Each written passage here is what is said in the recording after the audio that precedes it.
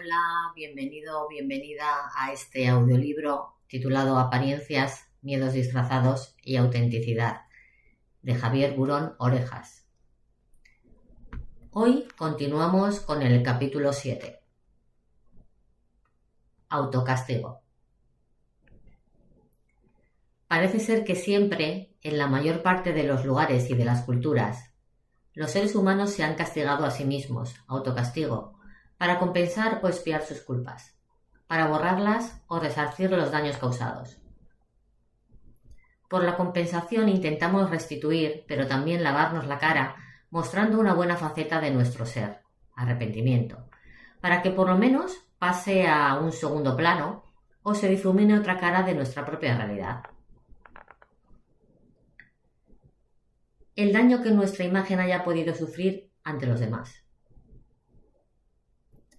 En el castigo está implícito este objetivo de la compensación. Jurídicamente, por el castigo se paga a la sociedad o a alguno de sus miembros con el fin de compensar los daños causados. Y haciendo un paralelismo no del todo correcto, según creo, también se hacen sacrificios voluntarios para restaurar o compensar la imagen moral y aliviar la culpabilidad. Si recordamos que en cada uno de nosotros hay un ser interior que solo conocemos nosotros y otro exterior que conocen los demás, vemos que el ser humano aplica a su mundo interior, moral, la lógica que el derecho aplica a las conductas externas. Establecer e imponer penas, castigos, para que los que cometen faltas o delitos compensen los daños causados. En su mundo interno moral, las personas siguen el mismo procedimiento. Se castigan a sí mismas para compensar sus faltas y aliviar su culpabilidad. Actualmente parece que el autocastigo, en forma de penitencia, sacrificios, etc., es parte del pasado, pero hay que mirar a través de las apariencias y tratar de discernir si realmente ha desaparecido por una disminución del sentido de culpabilidad o solo han cambiado sus manifestaciones. En la literatura psicológica de los últimos años ha aparecido el denominado efecto Dobby, porque el personaje de Dobby de la serie Harry Potter de J.K. Rowling se impone castigos cuando no cumple las órdenes de sus superiores. Esta conducta manifiesta la idea generalizada en nuestra cultura de que el castigo expía y absuelve los errores, las faltas o los pecados. Millones de personas de todo el mundo han leído los libros de Harry Potter y han visto las películas basadas en ellos. Y es probable que muy pocas hayan juzgado extraña esta conducta de Dobby, que no la hayan entendido porque no la crean propia de un ser humano, o que hayan pensado que la autora del libro ha creado un personaje con reacciones propias de algún ser prehistórico o extraterrestre. Por lo que hemos de pensar que si los lectores ven normal esta reacción de Dobby, es porque forma parte de los esquemas mentales o ideologías. Investigaciones psicológicas en los últimos años, como veremos, confirman que es una reacción frecuente que se emite para compensar fallos personales. Y siguiendo estas investigaciones, planteo hasta qué punto el autocastigo sirve para reparar o mejorar la propia imagen social o moral. ¿Es un maquillaje sociomoral? ¿Un modo de rebajar el sufrimiento de la vergüenza y de la culpabilidad? ¿O ambas cosas? 1. Castigo y sufrimiento. La justicia distributiva exige que a cada uno se le dé lo que le corresponde, sea bueno o malo. Y cuando vemos que alguien causa daño a otro, inmediatamente pensamos que debe compensar a la víctima, pues la compensación por los daños causados es un precepto inculcado por nuestra cultura. Vemos como algo natural y justo que la víctima vuelva, en la medida de lo posible, a la situación anterior al daño recibido, y que el agresor, por su parte, sea castigado según merece y compense a la víctima. Damos por supuesto que la transgresión debe ser castigada para restablecer el orden que regula las leyes y la justicia. Más aún, pensamos que el culpable debe ser castigado, aunque de hecho no haya causado mal a nadie. Basta que lo haya intentado, por ejemplo, en la tentativa de robo, de violación, etc. En nuestra cultura, la condena se realiza imponiendo un castigo que tiene como objetivo compensar el daño y servir como ejemplo para que no se repita la falta. La transgresión de una norma se ve como una amenaza al orden social, y por ello la gente desea que el transgresor reciba su merecido.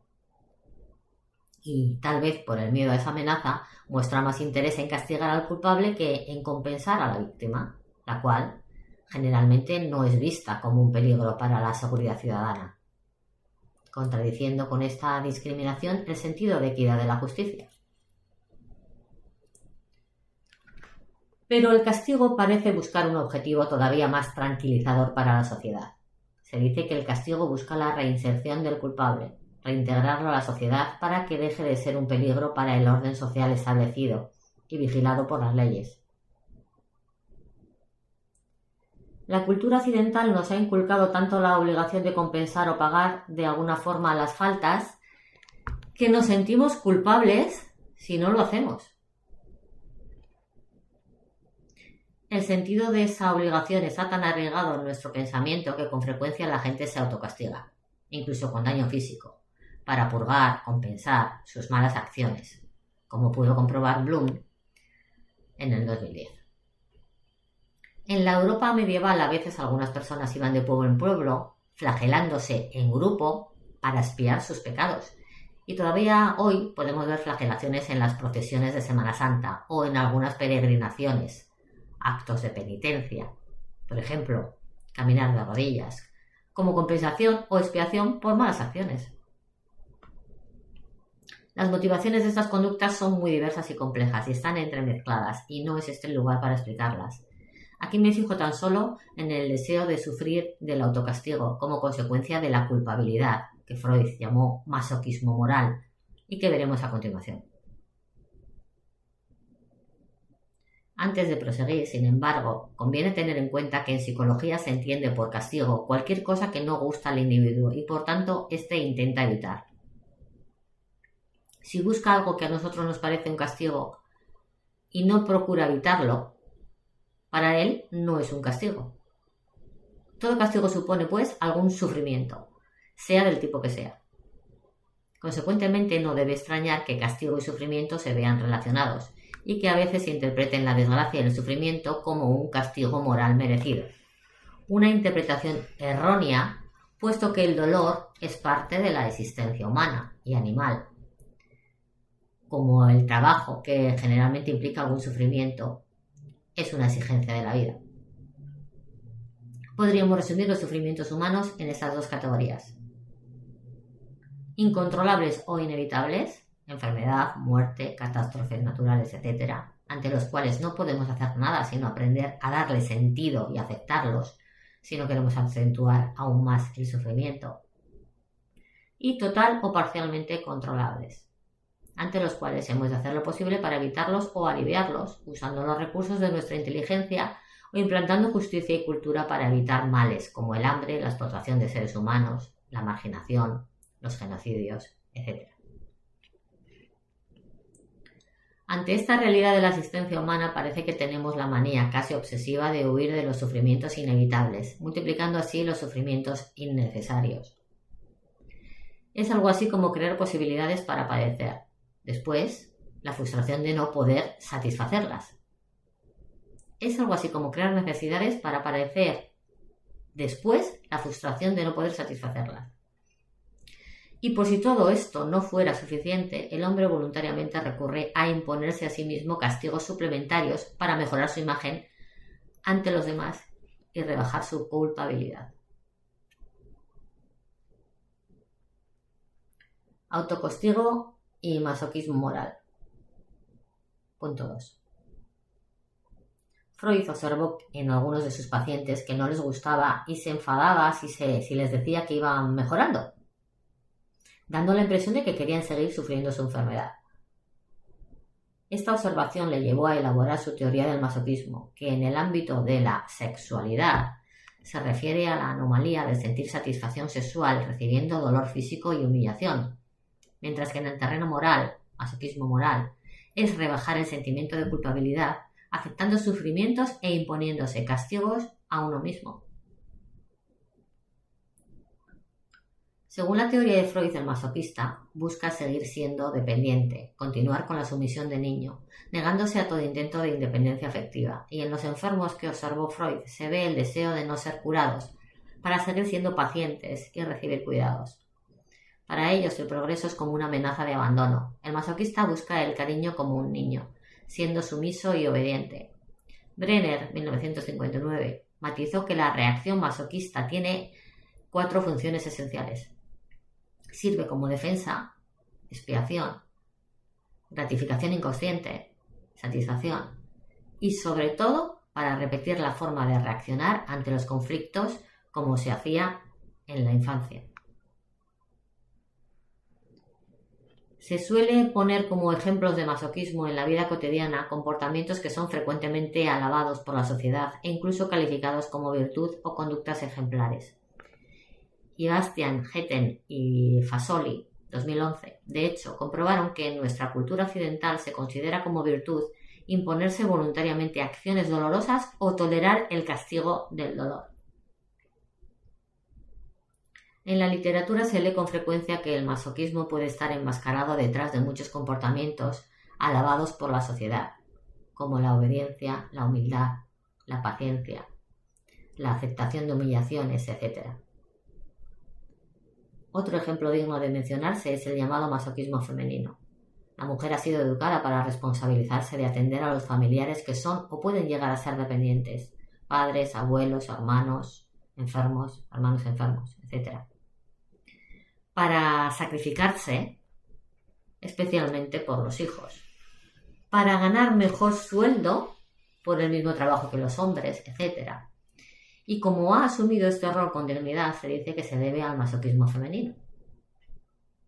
Tal vez por esta misma lógica tendríamos que decir que ir al trabajo sin protestar por tener que madrugar, esperar el tren o mojarse por la lluvia también sería masoquismo, porque todo esto se tolera sin enfadarse y con calma relativa o total.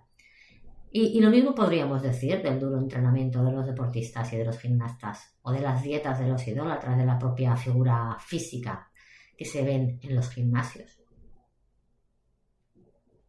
Aplicando una definición tan elástica del masoquismo, no debe extrañarnos que se diga que todos somos algo masoquistas. Para aclarárselo un poco al lector no muy familiarizado con la terminología técnica, podríamos decir que en el masoquismo se disfruta del mismo sufrimiento, pero si este simplemente se acepta como condición para conseguir otros objetivos, es decir, es un medio y no un fin en sí mismo, y se preferiría poder lograrlo sin necesidad de sufrir, entonces no se puede hablar de masoquismo. Freud habló expresamente del masoquismo moral para referirse al alivio de la culpabilidad como consecuencia de los autocastigos voluntariamente impuestos y la aceptación de humillaciones. Hay otras formas de rebajar el sentimiento de culpabilidad, por ejemplo, la confesión de los pecados, obras benéficas, acciones altruistas, limosnas, etc. Pero el autocastigo es una destacada. Freud mismo estableció la relación entre el autocastigo y la culpabilidad al afirmar que cuando el individuo se siente culpable, trata de pagar de alguna forma su culpa, y una de estas formas es el autocastigo. De hecho, Nelissen y Sillenberg pudieron comprobar que cuando los individuos no tienen otra forma de compensar la culpabilidad por sus faltas, recurren al autocastigo para conseguirlo. Igualmente, Inbar y su equipo, en el 2013, confirmaron que a veces la gente espía o compensa sus transgresiones, infligiéndose dolor físico, y que cuanto mayor es este castigo, más disminuye la culpabilidad.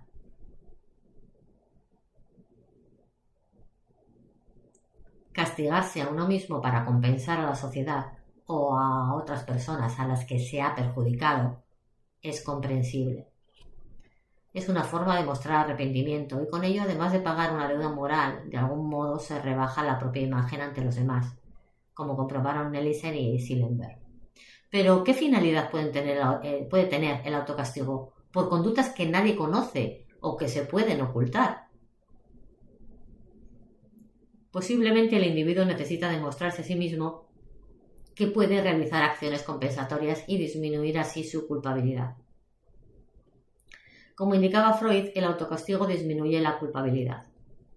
Por otra parte, influye también el aprendizaje. Si se ha aprendido desde la infancia que las malas acciones deben ser compensadas, se siente culpabilidad si no se hace. Y esta estela de culpabilidad es difícil de borrar, aunque se posean muchos argumentos válidos para convencerse de que es irracional. Aunque se posean muchos argumentos válidos para convencerse de que es irracional, sigue teniendo poder.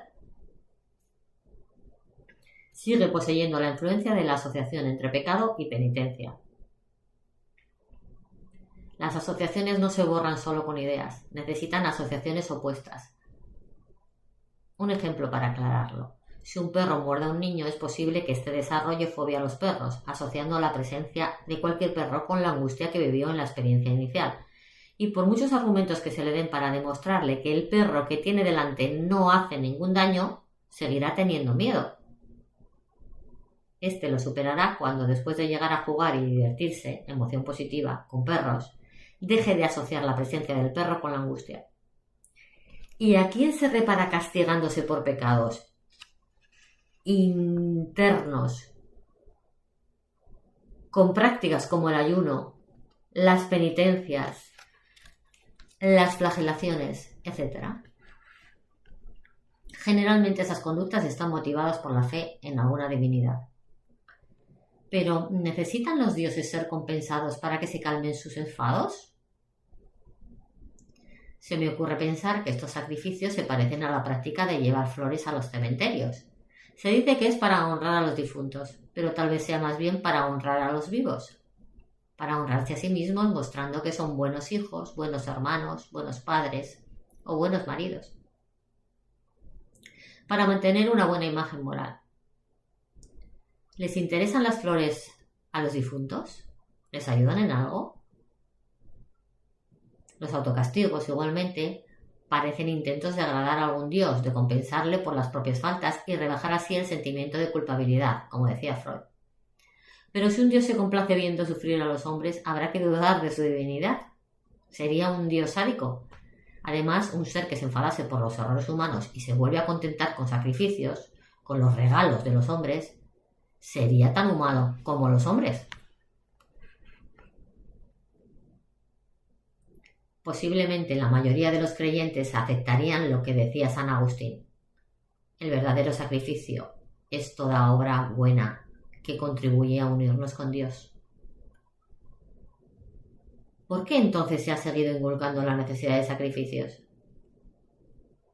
La respuesta no corresponde a la psicología y recurro por ello a testimonios de algunos teólogos. Por ejemplo, Reid, en el 2009, una monja dominicana y profesora de Nuevo Testamento, en Chicago, que dice que el cristianismo ha ofrecido una imagen de un Dios ofendido que necesita ser apaciguado por nuestros pecados. Esto, dice Reid, facilita el poder del clero sobre sus fieles. El temor a un Dios castigador fortalece el poder clerical sobre los creyentes, creando una mentalidad masoquista. Merecemos el castigo por los pecados y hay que aceptar el sufrimiento a cambio del perdón, como si hubiera que comprar a Dios, como se compran los favores a los hombres. El teólogo González Faus, comentando una teoría de San Agustín, dice: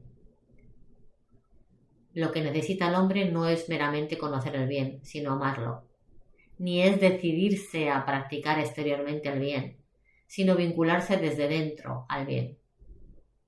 La práctica externa del bien puede incluso no servir para nada. Y nos ofrece esta cita de San Agustín: es enemigo de la bondad el que no peca por miedo al castigo, y amigo el que no peca por amor a la bondad. Y entonces es cuando tendrá el verdadero miedo a pecar. Pues el que teme al infierno, lo que teme no es pecar, sino quemarse. El que teme pecar es el que aborrece al pecado tanto como al infierno. La amenaza del castigo hace al hombre muy miedoso, pero no tan bueno. Según un principio establecido en psicología hace ya mucho tiempo, si se quiere cambiar una conducta con castigos, por ejemplo decir mentiras, se puede lograr que el individuo no mienta, sobre todo si prevé que puede ser castigado. Pero es un método poco útil para lograr que ame la sinceridad.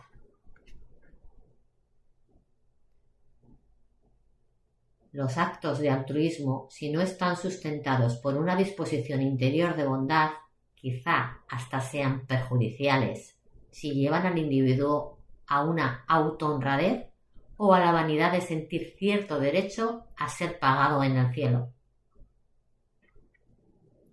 Y los autosacrificios, si el individuo busca con ellos sentirse justificado y con derecho a que les sean reconocidos, no sirven sino para desarrollar un fariseísmo piadoso que identifico con hipocresía, entendida esta como el intento de hacer creer a los demás que las apariencias de bondad son un fiel reflejo de bondad interior. Según el diccionario bíblico cristiano, los fariseos formaban un grupo político religioso que ya existía algunos siglos antes de Cristo, y en tiempos de Jesucristo era un grupo influyente política y religiosamente en la sociedad judía. Ponían sumo empeño en el cumplimiento estricto y minucioso de las leyes, al mismo tiempo que tendían a pasar por alto el hecho de que la disposición del corazón era más importante que los actos externos. Concebían a Dios como un padre estricto que vigilaba atentamente para ver la más mínima infracción de su voluntad, siempre listo para castigar. Como dice Cabo de Villa, anteponían el sacrificio a la misericordia, el culto a la caridad, el templo al hospital, la palabra al pan. Ayer, como hoy, abundan los que no advierten que la amenaza del castigo hace al hombre solamente miedoso. Le enseña a evitar el mal, más que a buscar el bien. La dependencia de la letra de la ley y de su exacto cumplimiento parece implicar, según el psicoanálisis, la búsqueda de la dependencia y sumisión del niño, que es el patrón original del masoquismo adulto. Fariseísmo ha llegado a ser como un sinónimo de hipocresía, que es lo opuesto a autenticidad o coherencia entre lo de dentro y lo de fuera. La imagen que el fariseo tiene de sí mismo y en la que busca seguridad es la que exhibe en público. Generalmente en las estrategias de manipulación de la autoimagen el individuo trata de defender una buena imagen de sí mismo o de mejorarla, lo cual es comprensible, pues cada cual se defiende según su madurez, como sabe y como puede, ante la indiscreción de los demás, sus juicios tal vez poco acertados, sus rechazos no suficientemente justificados, su falta de sensibilidad, su indiferencia, etc. Y más o menos los demás distinguen bastante bien hasta dónde llega lo que es verdadero y dónde empieza la apariencia o estrategia defensiva. Pero el fariseo da un paso más. Hace de su fachada su ser y trata de convencer a los demás de que su interior es igual que su apariencia, de que es como parece, y exige que se le juzgue por su exterior. En los evangelios a los fariseos se les llama sepulcros blanqueados, que es igual a un exterior limpio que encierra podredumbre. No se autoanaliza demasiado y no se sabe reconocer ese margen de incoherencia que todos tenemos entre nuestro ser íntimo y lo que mostramos, como veremos en el último capítulo. El fariseo muestra una notoria dependencia del juicio ajeno y un grado visible de renuncia al desarrollo de principios morales propios, independientes y autónomos, lo cual significa un desarrollo moral pobre, a pesar de su aparente seriedad, que es más bien rigidez y gesto adusto. Calcula su propia perfección no según le dicta su conciencia, sino haciendo comparación con los otros. No soy como aquellos que cumplo las leyes, sino como otros. Otra vez la dependencia, la inmadurez moral.